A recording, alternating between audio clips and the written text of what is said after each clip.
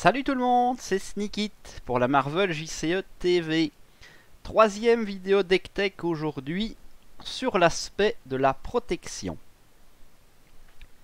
Alors, la protection ici a pour moi deux arcs différents.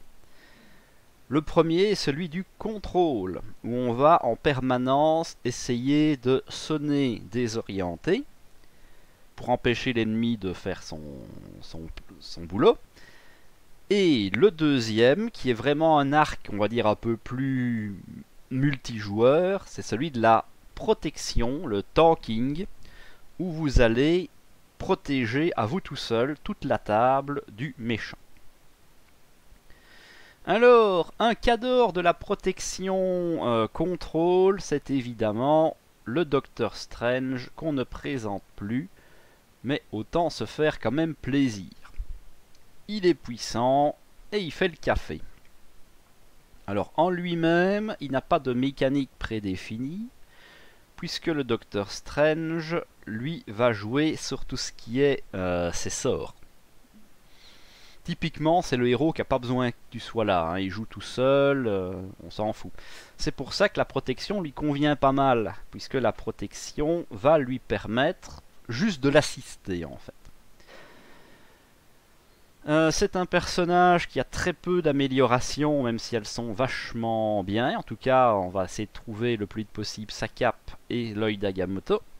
Surtout la cape, hein. La cape c'est priorité absolue. Et son allié Wong, dès qu'il a ça, il est parti, il est inarrêtable.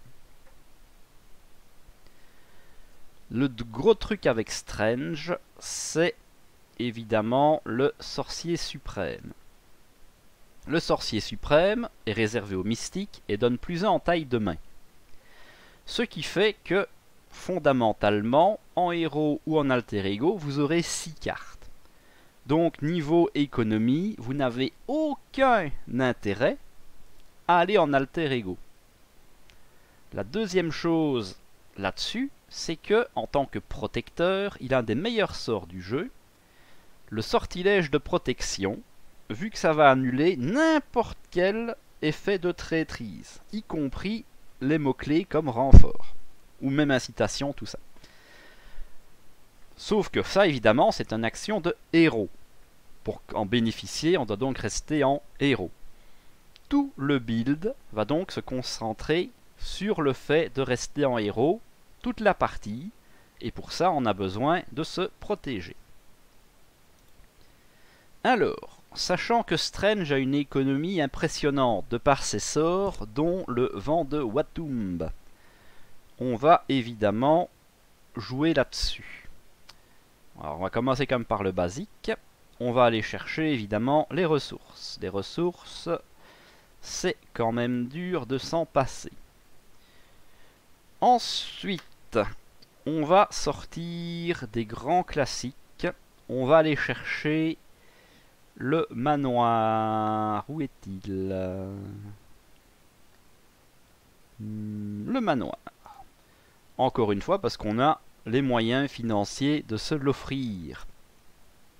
Même si ce ne sera pas notre priorité. Pareil, pour un Nick Fury, c'est toujours un gros allié qui fait plaisir. Et quitte à jouer du contrôle, le seul allié ici qui contrôle, c'est Mockingbird qui va pouvoir sonner. Donc ça, je prends. Le packaging temps mort et endurance, temps mort, c'est fait pour aller en alter ego. Je ne veux pas aller en alter ego, donc je vais juste me contenter de l'endurance en x1 pour augmenter mes points de vie. Une autre carte qui est pas forcément auto-include, mais qui est toujours sympathique, c'est la cible verrouillée. En tant que protecteur, il peut être de bon ton d'avoir une option qui va empêcher un effet de boost. Je pense notamment au rayon destructeur d'Ultron ou au retour inopiné de l'arme de Ronan. Et enfin, une carte qui est aussi qui coule de source, c'est alors la méditation spirituelle. réservé aux mystiques, je vais piocher 2 cartes et en défausser une. Sur le principe, ça ne fait aucun gain. Ça, c'est sûr. Mais, comme je l'ai dit, Strange est sûrement, de tous les héros, celui qui veut le plus vite possible trouver ses pièces maîtresses. Wong, la cape, l'œil et le sorcier suprême. Donc cette carte va m'aider à filtrer mon deck le plus vite possible pour aller chercher ce dont j'ai besoin. Là j'ai déjà 27 cartes et je ne suis même pas encore allé chercher en protection. Alors évidemment on va s'offrir plus de ressources.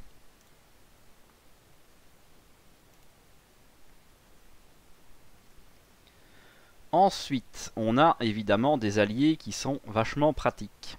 On a Iron Fist.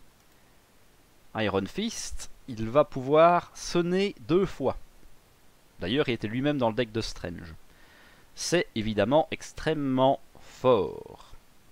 Sur le même principe, on a Cléa, qui était aussi dans le deck de Strange. Elle est virtuellement immortelle. Chaque fois qu'elle va se suicider pour vous défendre, elle va retourner dans le paquet. Vous pourrez donc la rejouer assez souvent. Et enfin, un dernier allié, plutôt axé là lui sur du solo, ça va être de prendre Nova. Puisque le seul défaut de Strange, c'est que c'est pas un bourrin.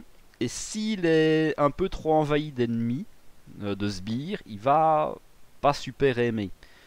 C'est pour ça que Nova, en mettant des petits dégâts par-ci par-là, va permettre de gérer un peu plus la situation. Il ne nous reste plus qu'à inclure des cartes pour rester en vie. Alors, une très bonne carte évidemment pour rester en vie, c'est la barrière énergétique. Non seulement ça va protéger mes points de vie, mais en plus ça va me donner des petits dégâts supplémentaires qui vont être les bienvenus, puisque c'est là où je pêche un petit peu, c'est les dégâts. Sur le même principe, on a un événement qui est coupé en plein élan. C'est un soin qui va aussi me permettre de faire des dégâts. Attention qu'il est obligatoire. Je dois être capable de me soigner de 2 si je veux faire 2 dégâts. Évidemment, souvent, c'est que j'en aurais besoin. Sinon, ça sera une ressource. Mais c'est une carte que j'aime bien envisager dans ce principe-là. Ça me donne des options supplémentaires. Enfin, tout bon protecteur qui a un peu les moyens se doit de prendre une équipe médicale qui va évidemment en solo, ça peut m'aider à rester en vie mais à soigner mes alliés, surtout Nova. Et l'infirmière de nuit, je l'avais déjà dit, c'est une carte qui est auto-include si vous jouez en protection, puisque non seulement ça va m'enlever les comptes, ça va me soigner, mais ça va aussi marcher sur toute la table. Voilà donc ici, normalement on est à 37 cartes, qu'est-ce que j'ai oublié de mettre ?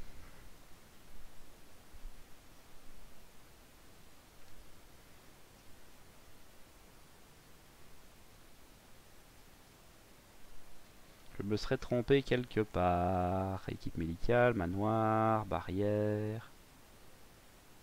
Ah mais j'ai pas mis les soins.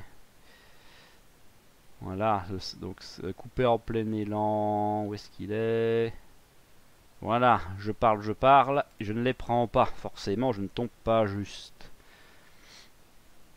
Et là, on est tout pile à 40 cartes.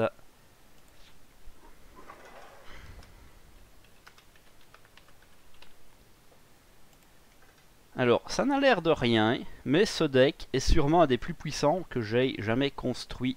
C'est ailleurs avec lui que j'ai battu Ronan en solo, ce qui n'est pas peu dire.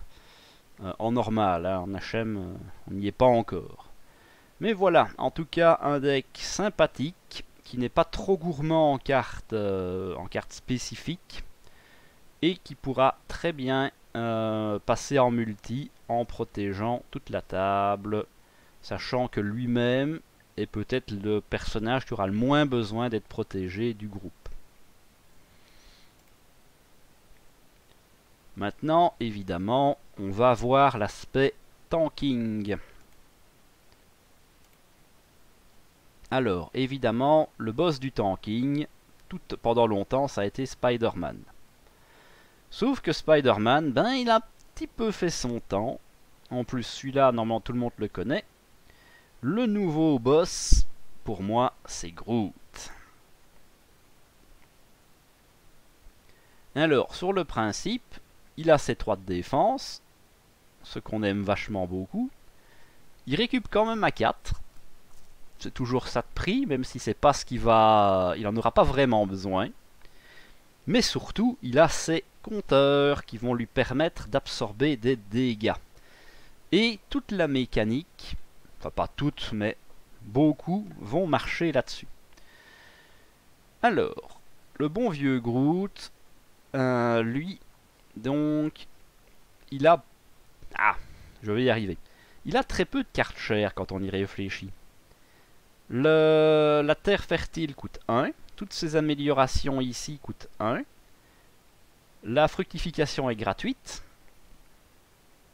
Et les autres de ces cartes coûtent 2, voire 3 pour la plus grosse. Mais, à part terre fertile, toutes ces cartes sont des super pouvoirs. Ce qui fait que l'intense concentration me semble un must-have. Ça réduit les coûts et c'est pratique. Ensuite, est-ce qu'on a des cartes qu'on voudrait? Alors, il y a évidemment sa carte Faune et Flore qui va lui permettre non seulement de gagner des marqueurs, mais de se redresser. Ça vous permettra souvent d'utiliser Groot après avoir défendu quand même. Évidemment, Faune et Flore ne fonctionnera que si vous avez Rocket Raccoon. Donc, on va rajouter, comme avec le deck de Rocket, on va rajouter l'allié Rocket. Et on essayera de monter à 41 cartes. Comme ça, si vous jouez avec un copain qui joue Rocket, vous pourrez retirer l'allié du paquet sans vous poser de questions. Voilà. Alors, on reviendra sûrement ici pour aller chercher d'autres cartes plus tard, mais pour le moment, on a la base. Notez que je n'ai pas pris les doubles ressources, et que je ne prendrai aucune carte de type ressource, puisque toutes mes cartes vont coûter 1, à peu de choses près, donc ça ne se justifie pas.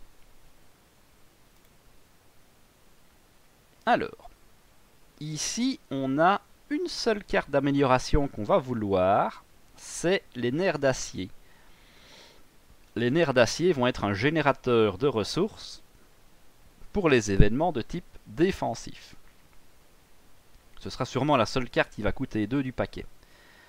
Toutes les cartes de type prévention de dégâts, donc comme la posture défensive, le pas de côté et la barrière énergétique, sont malheureusement à proscrire puisqu'elles ne fonctionnent pas dans un deck Groot, vu que les tokens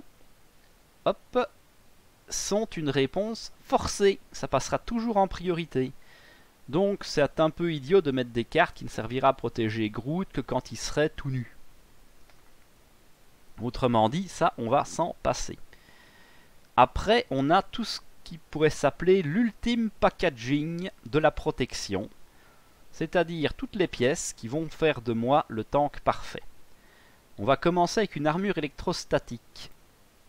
Ça va me permettre de gratter un peu de dégâts chaque fois que je vais défendre. Et pour pas cher en plus. Ensuite, c'est quoi celle-là?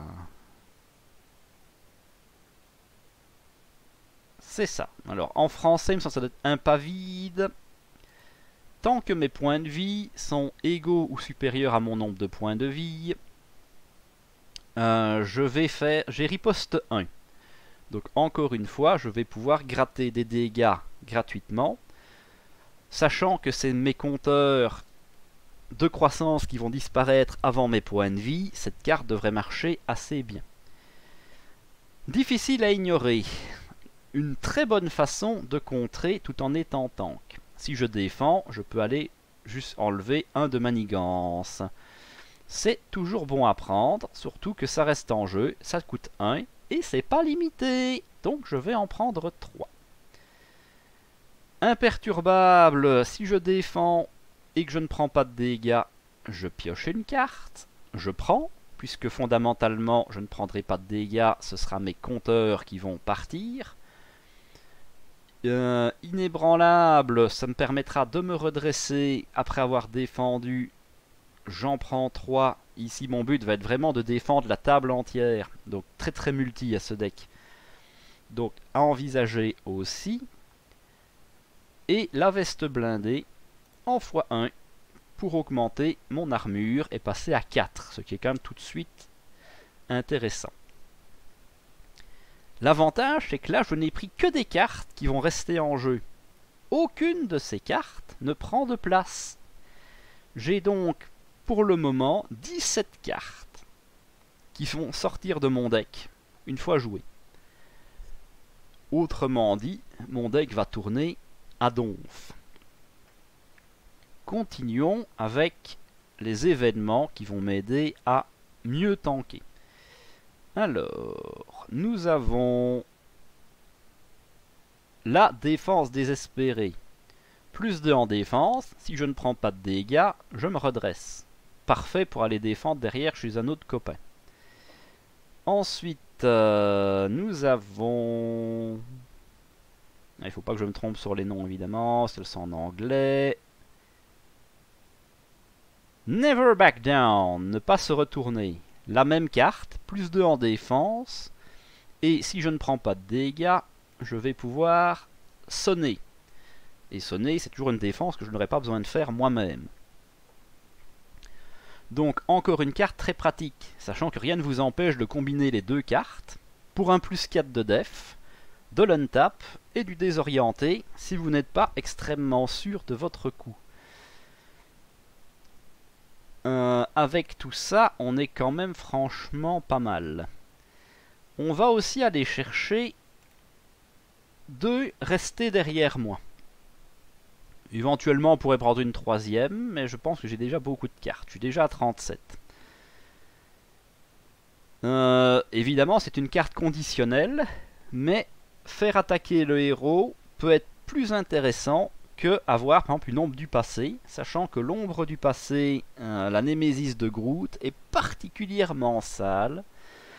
En tant que protecteur, avoir ce genre de carte peut s'avérer utile. Alors, si évidemment vous avez suivi, l'infirmière de nuit, c'est toujours une carte auto-include, donc je la prends. Fondamentalement, si vous jouez quelqu'un qui l'a, c'est peut-être intéressant de s'en passer. Mais vu qu'on vise les 41, ce ne sera pas grave. Après, c'est jamais une carte perdue, elle est en x1. Donc c'est pas dangereux non plus. Alors, a-t-on d'autres cartes à envisager? Et si possible, du pas cher. Persévérance, c'est pas mal, mais ça implique toujours de changer de forme. Et théoriquement, vous n'avez pas besoin de passer en alter ego. Sauf évidemment pour vous refaire un stock de compteurs de temps en temps. Donc je pense qu'ici on a fait le tour. Ici le plus 3 en défense, celle-là n'a pas beaucoup d'intérêt. On a déjà une défense extrêmement puissante. Le coup préventif peut aussi évidemment s'envisager au cas où. Ça permet d'avoir un peu plus d'attaque. Donc celle-là à voir, mais je sais vers quoi je voudrais aller me promener d'abord. Ah oui, on n'a pas pris d'allié avec tout ça, hein, forcément. Alors, ben, Starhawk, évidemment, s'envisage très bien. Non seulement il est pas cher, mais en plus, il est infini. Ça va mener de la pêche ou du contre en fonction de vos besoins. Et ça pourra toujours bloquer un sbire. Donc c'est très bien d'envisager Starhawk. Pareil pour Cléa. Elle va pouvoir tanker tout en retournant dans le deck. Par contre, on va se passer de tous les autres alliés. Non pas qu'ils soient mauvais, mais parce qu'ils sont trop chers. Sauf l'homme multiple. Lui, il est mauvais. Et je suis à 40 cartes. Donc j'ai déjà fait pas mal le tour. On va quand même s'en offrir une petite dernière, parce qu'on a dit qu'on voulait aller à 41.